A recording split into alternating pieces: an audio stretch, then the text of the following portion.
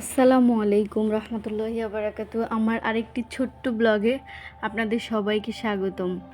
যে আমার এই জীবনের ছোট্ট জার্নিতে যারা যারা আছেন তাদের সবাই অনেক অনেক বেশি ভালো থাকেন। সকাল সকাল আমার ছোট্ট মেয়েটার ঘুম থেকে উঠে পড়লো, চোখ মেলেই হঠাৎ কাঁদতে শুরু করলো।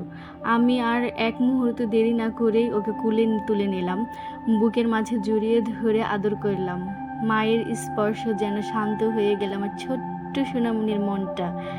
বাবুকে কুলে নিয়েই বসিয়ে রেখে আমি চলে গেলাম ওর জন্য সেরেলাক্স বানাতে। প্রথমে একটা ছোট্ট পাত্রে একটা ডিম ভেঙে নিলাম, ভালো করে নেড়ে অনেকক্ষণ নাড়লাম যেন একটা মসৃণ তৈরি হয়। এরপর দিলাম অল্প প্রায় আধা কাপের মতো পানি দিয়ে আবার ভালো করে নেড়ে 2 চা চামচ সেরেলাক্স দিলাম। এরপর চুলায় বসালাম, ধীরে ধীরে নাড়ছিলাম। হঠাৎ মনে পড়লো, আরে আমি তো তাল মিছরি দেই নেই। তাড়াতাড়ি 2 টুকরো তাল মিছরি বের করে আবার ভালো করে নেড়ে একদম ঘন করে ফেললাম। আর আমার মেয়ের জন্য একটা সুন্দর একটা খাবার তৈরি হয়ে গেল। আর এভাবে আপনারাও করতে পারেন, যদি খাবারের রেসিপিটা চান ডিটেলসে আমি দিতে পারবো। আর এর ঘনত্বটা আপনারা আপনাদের বেবিদের যেমন ঘনত্ব অনুযায়ী খাওয়ান ঠিক সেভাবেই খাওয়াবেন। আমি একটু বেশি ঘন করেই খাওয়াই, আবার কেউ একটু পাতলা করে খাওয়ায়। যাই হোক, যে যেমন লাইক করেন তেমন করেই খাওয়াবেন।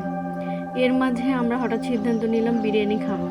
আর এখানে এই তো প্রায় 3-4 কেজির মতো হবে মাংস ভিজিয়ে রেখেছিলাম, রাখিনি, ভিজালাম যে আমরা বিরিয়ানি খাবো, তো সেই জন্য মাংস ভিজাচ্ছিলাম।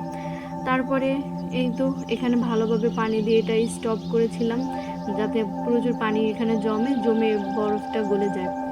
আর এটার পরে এই তো দৈনন্দিন রুটিন সবারই, ঘর গুছিয়ে নিয়ে নিজের বিছানাটাও পরিষ্কার করে নিলাম এবং ঘর ঝাড়ু দেওয়া, হাঁড়ি পাতিল ধোয়া, সমস্ত কাজ সব ওকে করলাম। করে এদিকে আমি আবার আমার মেয়েকে খাওয়াবো, তার জন্য প্রস্তুতি নিচ্ছিলাম যে ঘরটা গোছানোর পরেই আমার মেয়েকে খাওয়াতে হবে। বাবুকে খাওয়ানোর আগে ভালোভাবে বিছানা পরিষ্কার করে ওর জন্য গরম পানি ফুটিয়ে রেখেছিলাম, সেখান থেকে পানি নিয়ে তারপরে এই বাবুর জন্য খাবার আনতে গেলাম। ঘরটা ভালোভাবে পরিষ্কার করেছি যাতে যেন কোনো নোংরা না থাকে। বাবুর জন্য খাবার এনে এখানে ওর জন্য আরও একটু গলার নিচে কাপড় দেওয়ার জন্য একটু নিয়ে আসলাম, না হলে ও অনেক দুষ্টামি করে। আর আমার মেয়েটা একদমই খেতে চায় না, খাবার ওর অনেক অপছন্দ। কিন্তু আমার মেয়েকে এখন শুয়ে দিলাম, বালিশে সে শুবেই না কোনোভাবে, তাকে জোর করে শুয়ালাম। ওকে একটু আদর করে শুইয়ে ওর প্রিয় কার্টুনটা দিয়ে দিলাম। কার্টুন দেখতে দেখতে ও মজা করে খেয়ে নিল।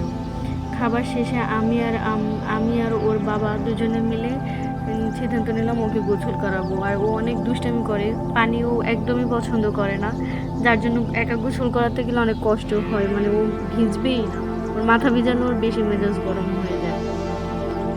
তারপরেই তো খাওয়া শেষ করছি, এখানে কার্টুন দেখিয়ে খাওয়া শেষ করে গোসল করালাম। দুজনে মিলে গোসল টোছল করিয়ে তারপরে চিন্তা করলাম যে ওকে ঘুম পাড়াবো। তো এই তো এই যে ছোট্ট বউয়ের একদম চোখটা দেখেন টুনটুন করে তাকিয়ে আছে, মাশাআল্লাহ। এখন তার বাবা তাকে জামা কাপড় পরিয়ে দিল, দেওয়ার পরে তার বাবার সাথে কত দুষ্টামি, এখন তার বুকের পশম টানবে, তার ঠোঁট কামড়াবে, পুরো ঘরে খুশির হাওয়া বয়ে যায়। মাশাআল্লাহ, আলহামদুলিল্লাহ। আমার 5 বছর পর আমার সংসারে এত খুশি, আমার সন্তানের জন্য, যার জন্য সবাই দোয়া করবেন আমার জীবনের এই সুখটুকু যেন বজায় থাকে। এই তো তারপর আর কি আমি চলে এলাম ভিজিয়ে রাখা মাংসের কাছে। মাংসগুলো ভালোভাবে কেটে নিলাম আর ছোট্ট ছোট্ট টুকরো করে রাখলাম। এরপর কেটে নিলাম অনেকগুলো পেঁয়াজ। আর এই মাংসগুলো ছোট করে কাটার রিজনটা আপনাদেরকে বলি, যে আসলে মাংস আমার ছোট ছোট করে এরকম করে আমি একদিন একটা হোটেলে বিরিয়ানি খেয়েছিলাম, তো ওইখানে আমার এত ভালো লেগেছিল। মাংসগুলোর ভিতরে একদম ছোট ছোট করলে অনেক সুন্দরভাবে মশলা যায়, যার কারণে আমি এই তো ছোট ছোট করেই নিলাম। নেওয়ার পরে আর এখানে অনেকগুলো গোশ ছিল, তো সেগুলো সময় লেগেছে প্রায় অনেকটা। আর আমি আমার ভাসিয়ে ছেলের সাথে প্রায় গল্প করছিলাম যে দেখো এরকম ওরকম হচ্ছে।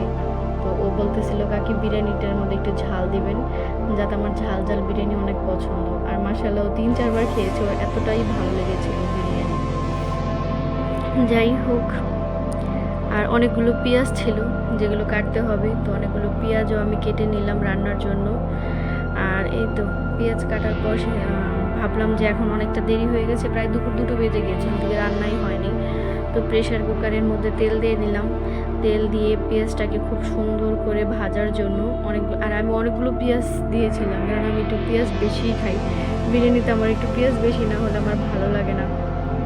আর সবাই যে যেমন এক একজনের রান্নার তরিকা এক এক রকম। আমি এভাবে রান্না করেছি বিধায় আপনারা রান্না করতে হবে এমন কোনো কথা না, আবার আপনারা যেমন করে রান্না করেন হয়তো আমি এভাবে রান্না করি না। তো আপনাদের যদি ভালো লাগে আমার বিরিয়ানিটা দেখতে বা আর সত্যি মাশাআল্লাহ অনেক সুস্বাদু হয়েছিল, যদি ভালো লাগে রেসিপিটা দেওয়া যাবে আপনাদের মানে চাইলে। এই পেঁয়াজটা বেরেস্তার মতো করে নিলাম, একটু বেরেস্তা করে সেখানে আমি এখন একে একে সমস্ত ধরনের মশলা অ্যাড করব। যেমন এখানে ছিল আদা রসুন বাটা ছিল, আমি আবার মিক্স করে রাখি আদা রসুন বাটা, তো এক একজন আলাদা রাখি। তো 1 চামচ আদা রসুন বাটা আমি 3 চা চামচ দিয়েছিলাম এখানে।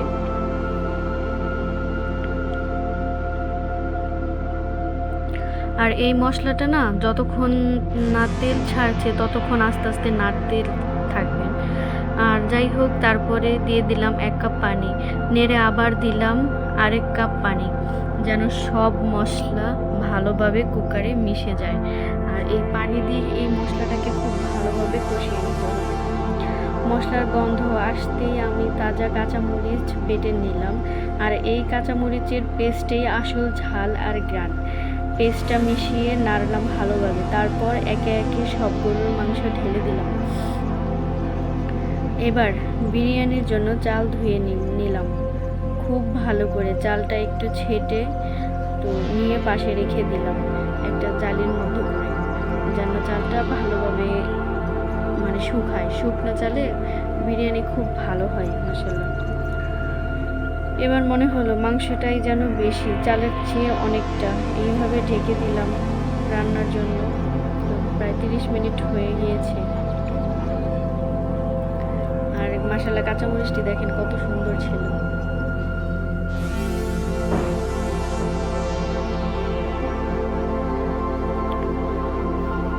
এখানে প্রায় 15 থেকে 20টি কাঁচামরিচ নিয়েছি আমি। তো এই তো, আর সব তো দেখতেই আছেন, তো এভাবেই রান্না করবেন। তো এক একজন এক এক রকম রান্না করে। আর প্লিজ আমার এই ভিডিওটা দেখে অবশ্যই একটা সাবস্ক্রাইব, একটা লাইক এবং একটা কমেন্ট। আর আপনার একটা কমেন্ট আমাকে অনুপ্রেরণা করেন, আপনারা কী ধরনের ভিডিও দেখতে চান, লাইক করেন, সেটা অবশ্যই আমাকে জানাবেন। আর আমি আপনাদের সেই অনুযায়ী ভিডিও দেব। আবার আমার বেবির জন্য আমি সারাদিন কি খাওয়াই, কি করি, তো ওর জন্য যদি ডেইলি কোনো রুটিন আপনারা চান তো আমি সেটাও দিতে পারি। আর এই তো পাশের হাঁড়িতে আমি আবার এই পোলাওয়ের চাল ভাজছিলাম, এখানে তেল, পেঁয়াজ আর আদা রসুন বাটা দিয়েছিলাম, আর এর ফাঁকে আমি আবার একটু বেরেস্তা উঠিয়ে নিয়েছিলাম তো আগে। আর এই তো গরুর মাংস মিক্স করলাম, মাংস মিক্স করার পর দেখেন মনে হচ্ছে যেন চালের চেয়ে মাংসের পরিমাণটা অনেকটা বেশি। যাই হোক, ভালোভাবে বিরিয়ানি মিক্স করে তারপরে এখানে পরিমাণ মতো পানি দিয়ে দিব। পানি দেওয়ার পরে তো মাশাআল্লাহ আমার বিরিয়ানি রান্না হয়ে গিয়েছে। আর এখন এটা আমরা নিয়ে খাবো। আর উপরে একটু বেরেস্তা পরিবেশন করেছি আমার হাজব্যান্ড সবার জন্য, একদম গরম গরম সেই বিরিয়ানি প্লেটে পরিবেশন করে দিল, আর আমরা খেতে বসে গেলাম। এইভাবেই কেটেছে আমাদের একটুখানি সকাল থেকে দুপুর, ভালোবাসা, যত্ন আর খাঁটি রান্নার গন্ধে আমাদের এই ছোট্ট সংসার। আপনারা পাশে থাকলে এমন আরও অনেক গল্প নিয়েই আসবো সামনে। ধন্যবাদ দেখার জন্য আমাদের এই ছোট্ট জার্নিটা সারা দিনের। আর সবাই জানাবেন কমেন্টে কোথা আপনাদের ভালো লেগেছে বেশি, বা কোনো কিছু জানার থাকলে, বোঝার থাকলে। সবাই ভালো থাকবেন। আসসালামু আলাইকুম, আল্লাহ হাফেজ।